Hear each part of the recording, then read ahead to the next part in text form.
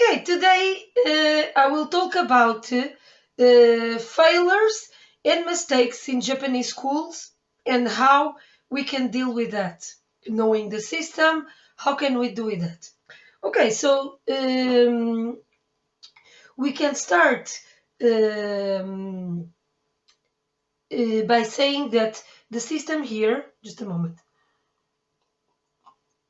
the system here can be um, more hard than what you usually are um, used to, especially if you come from Western country, America, or from USA, or from Canada, or from Europe. Usually, the schools are quite, especially elementary schools, are quite relaxed regarding students' education inside the school. But even here in Japan, this mostly depends on teachers and schools also. Schools have many rules. Some of them are strange rules, like the girls cannot have nails done, or cannot have makeup, or have to come straight from the school, coming straight home, or any other strange rule. So it's better to inform yourself about the school rules and try to cope with them.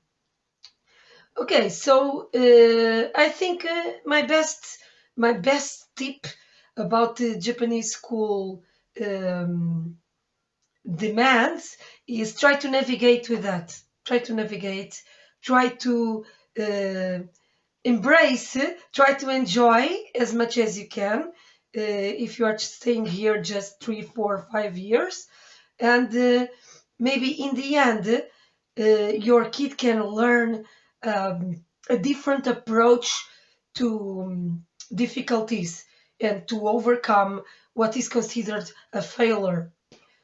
Um, anyway, let's say that for any effect, your children will always look at you in terms of determining what is success and what is not success.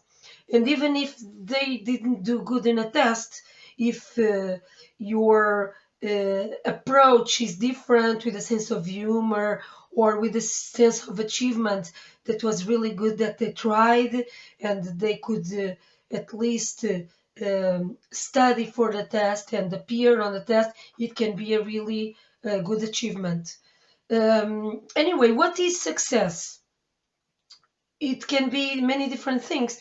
It can be having many friends, or academic success, or sports, or music, arts, or being just happy with himself. It depends on families, on kids, on parents. So what we have to, what we must have in mind is that not everyone wins every time, every race, and everyone has different talents. So your kid can like something that another kid doesn't like, or the opposite. And everyone is can be the best at something else that we can't remember in the in that period or in that phase of our lives. So what I think, one thing that is important is discover what is that thing that is important, and go back to that many times as your child needs, because this is what fills the cup. We usually say, you can see the glass is half filled or half empty. So looking at things this way, think about what is the thing that fills your child. Um, okay, so I've noticed it over time that children nowadays, at least in Europe, feel very entitled to sit down in the class, and they think that just by that they can have good grades. And teachers um, their job, the job of the teacher is to make them have good grades. This is not enough. Obviously, in many cases, is not enough, and children need to study, need to effort, need to do that part. So I think in Asia, things are a little bit different. I think the teachers and the school have more authority, and this can be a very, very good lesson. Um, I think things got much easier with the internet. When we were students, there wasn't nothing like that. We had to study, we had to look for information, we had to spend so many afternoons in the library looking for information for our assessments and for our thesis, that it was so difficult, right? But nowadays, kids can just go to the internet and check information. Things are much easier in these terms. So, this sense of achievement and rewarding so immediately makes that they feel that they can fail on themselves, and they can just throw the lesson time as a non-learning period. Okay, so I've seen that many students with great potential end up not studying and not efforting enough. And this is really a shame. But I think this here in Japan doesn't happen so often, because the system is really demands from them.